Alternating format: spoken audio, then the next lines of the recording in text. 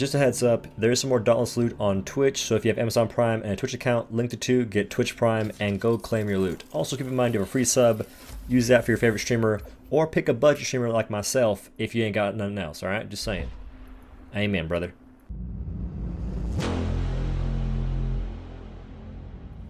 How's it going, y'all? My name is Doe, and today I'm discussing the new Lady Luck store, but more specifically, the new cells in this store. So if you don't know, Lady Luck is pretty much the person that brought over the new Trials map.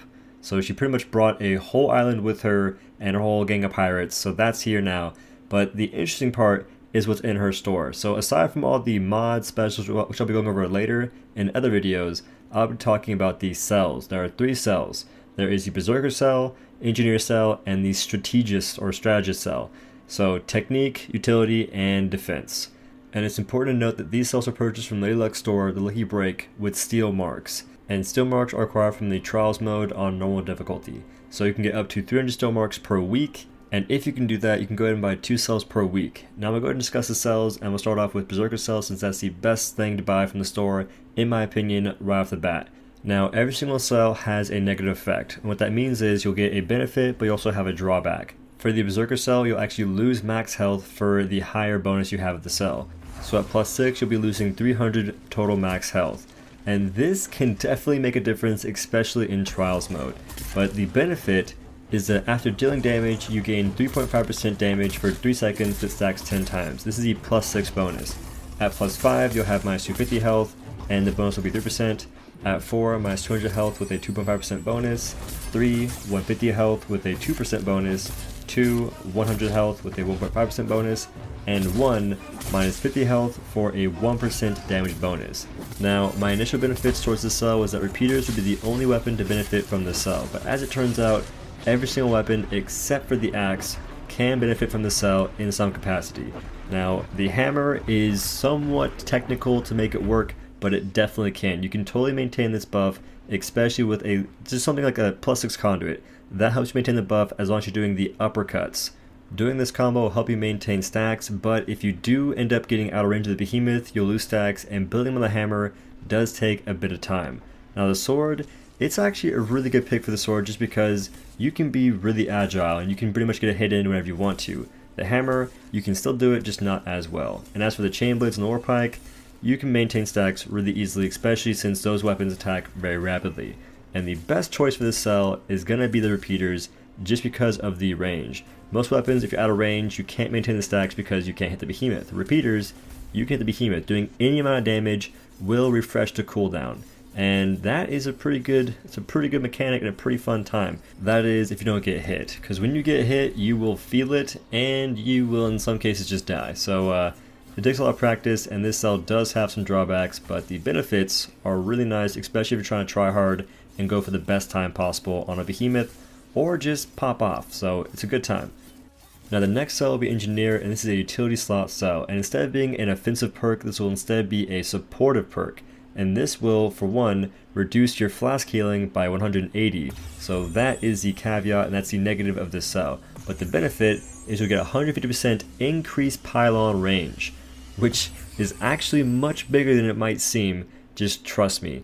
And this does make a difference because pylons do not have that big of a range, and there are many cases where you'll plant a pylon and the behemoth walks just out of range of said pylon. But with Engineer, that will not happen nearly as frequently. So the breakdown of the cell starting at +6, you will lose 180 healing on your flask, but gain 150 increased bonus range to the pylon.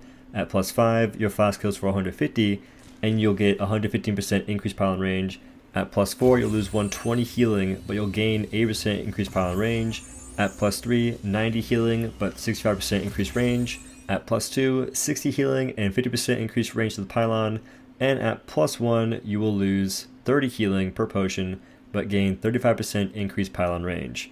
And something I just thought of is that these cells only come in +3 from the Lady Luck store currently, so I'm assuming in the future we'll have gear with these cells on it, and that's why they have the different breakdowns for it, but that's just my thoughts. Otherwise, I'm just wasting y'all's time, and I apologize. Anyway, there are currently 3 pawns in the game, and these will be affected by this cell. There is the Inspiring Pylon, and when you place this pylon, it grants everyone in the circle 25% increased damage for 45 seconds. And then you have the Iron High Pylon. This will give you 4% increased damage reduction for 45 seconds. So this is a really good pick if a fight's just going to destroy you. And it's actually a good pick if your teammates are running, say, the Berserker cell. It'll reduce the damage they take, making that cell not so detrimental if they're not good at dodging. Now the last pylon will be the Lifespring Pylon. So place this and you'll restore 22 health per second for 20 seconds. So basically 440 health, if I can math right. I think that's accurate. That's per pylon. You can carry, I believe, 3 if you have certain mastery. So it's a pretty good chunk of healing, and it will be a really big radius, making it so you don't have to stick to one spot, and in some cases get bodied in that one spot. So it's really nice for just the AoE effect that this cell can bring to these pylons. Now the last cell is going to be the Strategist cell, and this has the exact same negatives as the Berserker cell, so it's going to be a loss to health. So at +6, 300 health, and then so on and so forth. As for the benefit, when you dodge to an attack, you will grant 150 shields to all Slayers. That includes yourself and your teammates. And if you're anything like me, you might think to yourself, oh, I can keep dodging to attacks and get permanent shields and just not die. That is, however, not the case whatsoever. Once you dodge to an attack, you'll have a shield icon on your buff bar. This means you have 150 shields unless you get hit, and this also means you cannot dodge to another attack to generate more shields until it fades away. Once it does fade away, the shields you have remaining from that first dodge roll will also be gone, but you can once again roll to an attack and get some extra shields for yourself and your teammates. So it's actually a pretty nice buff, and it's not overpowered, which is a really nice thing, because it seems that all the defensive perks in this game are getting a little out of hand, not by themselves, but when they're combined with other perks. And an example of this is, say, Iceborne and Tough. But in this case, I would say that maybe the Strategist cell, or Strategist cell, I keep saying it wrong, but whatever. This cell combined with, say, Guardian and the Rockfall Skarnax could get a little ridiculous, but it could just be me, but I feel like the shield duration on the Rockfall Axe also got nerfed, so that could be a way to counteract this sort of like shield stacking nonsense that could happen, but I'm nowhere near 100% certain on that being the case. Regardless though, I think that all these cells are really cool, and I like the fact they have a negative to them, so there's a risk and reward to the cells right off the bat. And I will say that even Predator Cell, which might seem kind of busted, it's actually really hard to keep up, especially with most weapons. Repeaters, it can be somewhat easy to an extent, but you have to manage your reloads and all that kind of stuff. And I just like the fact that you have more team-oriented cells in the mix, because Engineer is a really awesome team-oriented cell. It makes it so pylons actually feel a bit more useful, and they're not just, oh hey, place on the pylon, Behemoth runs to Narnia, and now you have a freaking light show in the distance. So fantastic. But my main thing is it's nice to have cells that are actually just not the generic, oh hey, you get more damage because it's a certain mode. Instead, you get more damage and you also lose health, so there's a negative right there. And it's also nice to see that you have cells that actually buff certain aspects of the game that aren't that great on their own because they require really nice placement and also the behemoths to work with you. So having a cell like the Engineer in a group could make a pretty big difference, especially if that teammate is buffing everyone else in that party. Solo might not be that wild, but the main thing here is to have a party buff. That's the whole point of the pylons. And the last thing I want to say is that the Strategist cell could be really cool and really unique if you had a fight that you had to actually soak damage, and to do that you had to actually dodge properly on, say, like a timed beat. Like something to that degree, I don't know. Like, I want to see some more interesting combat mechanics like that in the future, but that is all from me, guys. If you liked the video, leave a like. If you want to, comment down below what cells you want to see in the future and sort of what mechanics you want to see as well.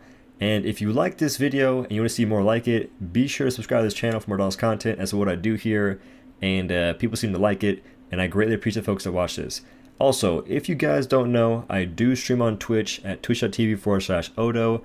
I'm a very interactive streamer, and I'll be streaming the new Trials mode today, pretty much the entire day, so stop by, see how it's done if you want to, and possibly get a run in, because I think I'll be doing some normal runs with Revy, and we'll have room for someone from my stream and someone from his stream.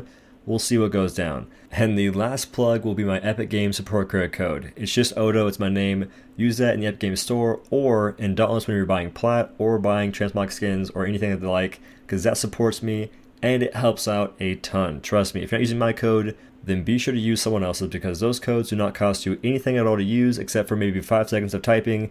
Not a big deal, but my suggestions for other creators are going to be Riverrad, Zenny Phantom, Akeda, January and on, and you know, Dauntless partners. That's my go-to pick because they make content for this game and they're pretty much good people for the most part. Anyway, y'all, that's it from me. Thank you again for watching. I'll see you in the next one. Peace. Did you stagger it? It enrages, so it's Yeah, true. taking a reduction. What? Let's go, dude.